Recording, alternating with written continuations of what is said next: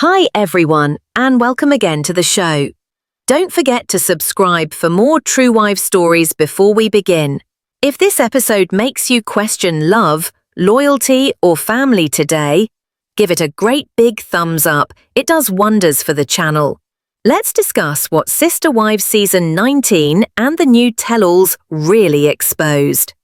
If you thought that the Brown family's struggles were all about multiple marriages and conflicting personalities, think again. The issues went far deeper: favoritism, emotional neglect, and a romantic relationship that defied all the plural marriage rules. At the root of it all was the dynamic between Cody Brown and Robin Brown. Theirs wasn't just a different relationship, it was visibly stronger, more intense, and utterly misplaced within a plural family framework. Not only did this relationship raise an eyebrow among fans, but it caused tension among the other wives and potentially became the start of the end for the whole family. Perhaps the most telling moment came from Janelle Brown on a recent tell-all. She revealed her formative years with Cody and confessed something that surprised viewers everywhere. She acknowledged that if she had dated him for an entire year, getting to know him, she might not have married him at all. It was an unusual moment of candor from Janelle, who's otherwise the most practical and level-headed of the wives. But her introspection wasn't about regret at a personal level. It reflected on an underlying problem. Cody never gave equal treatment to all his wives.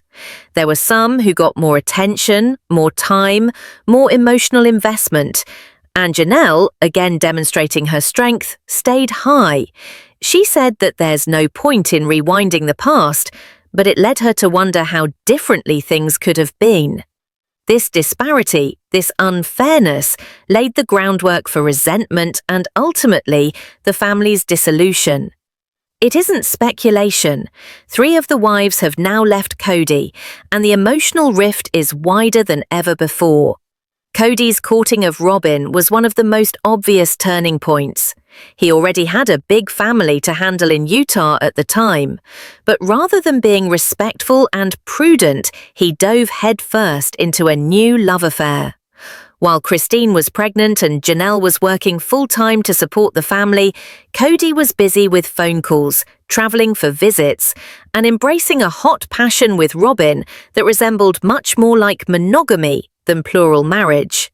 Janelle said this as well, that Cody and Robin courted for much longer than he did any of the other wives. That said a lot in itself. He was going to invest time and effort into one relationship, while the others were just supposed to roll with it and move on. It wasn't time and attention alone that made Robin the favorite, it was all things. Through the years, she would not admit to wanting to be treated specially. She professed to adore the other wives and desired harmony, but in the latest tell-all, that tale began to unfold. It all came down to a little moment, the now notorious luggage rack debacle. During questioning as to why her bags were always in the prime position when she traveled with Cody, something none of the other wives had to endure, Robin attempted to brush it off. "Perhaps I was there first with my bag," she offered. It was clear, however, she knew it. Everyone knew it. She wasn't only treated differently, she assumed to be. From birthday presents to Valentine's Day surprises, Robin always got the attention the others never saw. Her kids were coddled with hugs and gifts, and as the family began to unravel, it was apparent Robin benefited most from the breakdown. Even though she always said that she wanted the family to remain together, Robin acted as if she was in a different relationship the entire time. She was the favorite, and she did know it, even when faking otherwise. And now, with 3 wives lost and the plural marriage legally dissolved, there's no denying the reality. While the cracks in the foundation weren't necessarily about the struggles of polygamy, they were about one man loving one woman and asking everyone else to live with the fallout. What's next for the Browns? That remains to be seen. But this much is certain, this was no reality TV breakup. This was the dissolution of a family that once professed to be unified, and also trying to live to only under Stormo's time.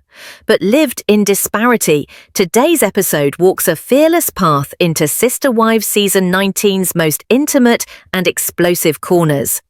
A season that uncovered more than the family drama, it revealed deeply ingrained emotional realignments, uncomfortable realities, and a love dynamic that could have destroyed it all. During a recent tell-all segment that aired on June 15th, host Sukhanaya Krishnan posed a question that left many viewers in shock. She interrogated Cody Brown about his sex life before marrying his first wife, Meri. Cody, then a high school sports jock with a lot of focus on him, conceded he was a touch wild in those times. He described that, in his opinion, he was playing Mormon naughty, hugging, kissing, but never crossing the line. Suki explained using a sports metaphor, so first base, second base, third base, but no home run. Cody nodded, but he retreated from the subject immediately. "I'm going to stop discussing this with you," he said, "out of respect for my wife." The boundary had been crossed. But this wasn't merely about the past. The more profound wound was from what ensued after Robin Brown appeared. Christine Brown, Cody's former third wife, reflected on how Robin's presence changed everything. She questioned not only the closeness of Cody and Robin's relationship before marriage, but also the honesty that surrounded it. "We've all seen their engagement photos," Christine said, "and I couldn't help but wonder, just how close were they before they actually got married?" Christine was not imagining things. She remembered Cody being at ease in Robin's domain, even going into her bedroom. "They lied about everything," she bluntly stated. "He was always over there. If I had known he told her things that he never said to me, I would have been even more hurt." When she was asked if knowing that would have made her approach welcoming Robin into the family any different, Christine hesitated. "Who knows?" she replied. "But to hear it now, it's heartbreaking." Robin, meanwhile, maintained that the relationship was in accordance with the rules. She said Cody proposed to her in a surprisingly unromantic manner. He proposed to her, and when she said yes, he just kissed her. "There was nothing inappropriate," Robin protested, "just church kisses, the kind you could do in front of a pastor." But the cracks were already forming. What was once portrayed as a shining example of a plural family, one built on love, faith, and shared commitment, has now become a story of emotional breakdowns, long-held resentment, and harsh truths finally surfacing. Season 19 and its tell-all specials have revealed a tale that's no longer about the mechanics of plural marriage. It's about emotional unbalance, unequal commitment, and a secret romance that shattered the fundamental principles of the Brown family. The dynamic between Cody and Robin didn't just feel different, it was different. And that difference gradually dismantled all of it. The one-on-one interviews were particularly insightful. Through them, audiences glimpsed something greater than individual regret. They witnessed the slow-motion implosion of a belief system, with Cody slowly shifting his values and his wives left bewildered, wounded, and seeking answers. Perhaps the most telling of these was from Janelle Brown, generally regarded as the most practical and down-to-earth of the wives. At a poignant point, she reflected back on the beginning of her relationship with Cody and confessed something she never had before. "If I had given myself a year to observe and understand him," she said, "I might have made a different choice." Janelle called Cody charming, and with that, subtly suggested that charm might sometimes be a facade for deeper problems. "Perhaps I didn't have enough time to look beyond that," she acknowledged, speaking evenly but overlaid with feeling. Her introspection uncovered an even bigger issue. Not every wife was inducted into the family in the same manner. Some were courted slowly, with deliberation. Others were brought in quickly, with scant space for discernment. And nowhere was that disparity more evident than in Cody's courtship with Robin. The relationship that, many would argue, changed everything. Let's go back to where the tension really started to fall apart. One woman's arrival, Robin, the fourth wife, created a seismic shift in the Brown family dynamics. Unlike the previous wives who came in under shared value, communal lifestyle, and spiritual intent, this new union formed with an intensity that felt much more personal and much less communal. Where previous courtships were based on a sense of communal oneness, this one was intensely personal. Intimate talk, emotional proximity, lovelorn glances, all hinted at a union that didn't exactly fit the precepts of congregational love and spiritual coherence. The structure of plural marriage was being quietly reformulated, and not everyone was privy to the transformation. Janelle Brown, ever the calm voice of reason, recalled those days vividly. "While I was tending to the home, working full-time to take care of our family," she said, "he was emotionally somewhere else, creating something new, not with us, but with her." Her words weren't laced with jealousy, they were laced with something much heavier, the pain of abandonment. The emotional investment that was supposed to be shared in a plural marriage now felt exclusive. And it wasn't just a personal suspicion, everyone witnessed it. The extravagance of Cody's wooing of Robin was unprecedented. It was longer, sweeter, more indulgent than any other.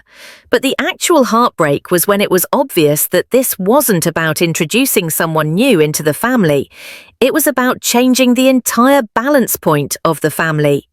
As one of the ex-wives later confessed on a tell-all show, it didn't feel like welcoming a sister wife. It felt like watching the beginning of a relationship that didn't involve us whatsoever. Fans noticed too. Message boards hummed with remarks on how vibrant Cody appeared to be when he was around Robin. Onlookers picked up on the disparity of time, affection, and energy. No longer polygamy, it was emotional monogamy with a plural marriage disguise. And sometimes the most revealing cues are not sensational, they're subtle. Take the now notorious luggage rack, a minor detail, once that became a symbol.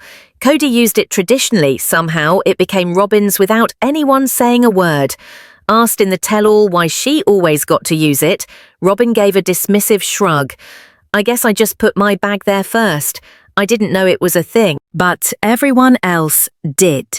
To the original wives and faithful viewers, it wasn't about luggage, it was about what it symbolized, the subtle shift in power, in preference, in importance. Robin didn't become just a wife, she became the wife. Maybe it was the years of denial that hurt the most. In professing she desired unity, Robin was privileged by exclusivity. Birthday parties, romantic dates, constant focus on her children. She resided in a narrative of the marriage that the other women never saw. And now, years down the line, she finally confesses she had a different experience. It was never balanced, and ultimately the unevenness caused collapse. 3 of the first wives, Meri, Janelle, and Christine, walked away. But it's not only a tale of tainted marriages, it's the cathartic moment when the truth finally breaks through. For Janelle, the experience wasn't one of blame, it was one of clarity. "If I sat here and wished I never went through it," she said, "I'd be denying what that did for me. The heartbreak, the confusion, it drove me to grow." She wasn't alone. Every woman brought her own hard-won wisdom to the tell-all. Together, their voices created a vivid portrait of strength born of emotional struggle. Even with the notable fractures, there is still common ground. One notable not only for children and memories, but for personal epiphanies. These women now know their worth, their requirements, and their futures in ways they were unable to prior. And for all the dust that has settled, there is one notable thing that is crystal clear. This tale was never about polygamy. It was about presence, truth, and the insidious ways that love can be used as a weapon when it is shared unequally. The destruction of the Brown family did not occur by accident. It started the moment one relationship was permitted to be based on a different rulebook. The choices now by Cody are on full public display, and the emotional costs, Not only the divorces, but the awakening for each of the women are irrefutable. Selective commitment, emotional partiality, inability to own up to past actions. These aren't themes alone, they are still the reality for the women who once lived with Cody Brown. In the new round of sorrowful revelations aired throughout the Sister Wives network, audience members were treated to a yet another intimate look at the breakdown of the formerly united plural family. This time around, the focus fell on one of the most intimate and charged subjects in any relationship: sex. In an uncensored sit-down, Cody Brown, the man who was once at the center of a giant polygamous family, spoke about his teenage love life. The reason? To examine how his teenage years influenced his notions of love, commitment, and matrimony. His words were a portrait of a young man between fascination and conviction, an athlete, a friend, a believer. He remembered being tempted, certainly, but maintained he never lost his moral compass. There were moments of closeness, he acknowledged, times of passion and discovery, but never the final step. I remained within what I felt was right. But when the discussion turned ribald, the host comparing love to bases in a game of baseball, the tone changed. Cody closed it down. "This conversation is over now," he said bluntly. "Out of respect for the woman in my life, I will not proceed." But to those who had once shared his life, the sudden stop bred more questions than answers. A past wife sat in contemplative silence, the pain still raw. The pictures of their early relationship, he looked at ease, comfortable, not like a man piecing together a plural marriage. It seemed settled, intimate. She didn't point fingers, not exactly, but what she said was heavy. What is intimacy actually? Even if it wasn't physical, the connection was there. The time, the energy, the secrets. It was more than the rest of us were offered. To her, it wasn't simply a matter of crossing boundaries. It was about eliminating them altogether. In the shadows, while projecting publicly as one. He was at her house all the time, with her children, in her home, and we were left feeling like strangers in our own house. That emotional isolation cut almost as deep as any verbal betrayal. They kept their truth inside, she said, while we played the script, a performance, not a family. When asked whether learning the complete depth of that private bond may have made a difference, she hesitated. Perhaps I would have complained earlier, demanded greater honesty, but the damage, it was done already. Robin, the surviving wife, gave a very different version, serene, measured, defensive. She talked of restraint and propriety, no secrets, no overstepping. "He didn't kiss me until I said yes," she clarified. "It was respectful, gentle, something you could do in front of the congregation." She even demonstrated it. A firm kiss on the lips, then nothing else. A moment she claimed was innocent. But in a household where emotional parity was to be the rule, innocence is relative. This new wave of exposés isn't about who did what or when. It's about how, and more importantly, why, it all collapsed. The fissures weren't overnight. They were gradual, subterranean. They were invisible at first, but for the women left behind, those fissures became crevices. An iconic polygamous family fell apart, not due to too many wives, but due to too much secrecy, too much favoritism, and too little truth. When the host tactfully inquired if anything went on after that first kiss, the response, unsurprisingly, was safe. Just the sort of things anyone would think suitable under close supervision. But for the women who had walked away from him, that was never the actual problem. It was not merely about what did or didn't occur behind closed doors. It was about emotional equilibrium. The sense that one woman, and only one, was offered the kind of relationship they had all been led to believe, but never got.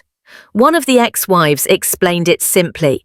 With us, it was by the book. With her, it was off script. He gave her time, he gave her attention, he gave her pieces of himself we never received. That hurts deeper than any scandal or rumor because this family was founded on a value, fairness, equal effort, equal love, equal sacrifice. And when one flower blossoms while the others dry up, fairness perishes. The erstwhile sprawling family has broken apart. What was once a testament to plural harmony is now merely one man and one woman. He can now lecture on loyalty. He can discourse about discretion. But for the women who once belonged to him, the harm wasn't in what he did. It was in what he didn't. In the silence, in the imbalance, in the invisible walls that told them they were invisible. Let this be a silent reminder.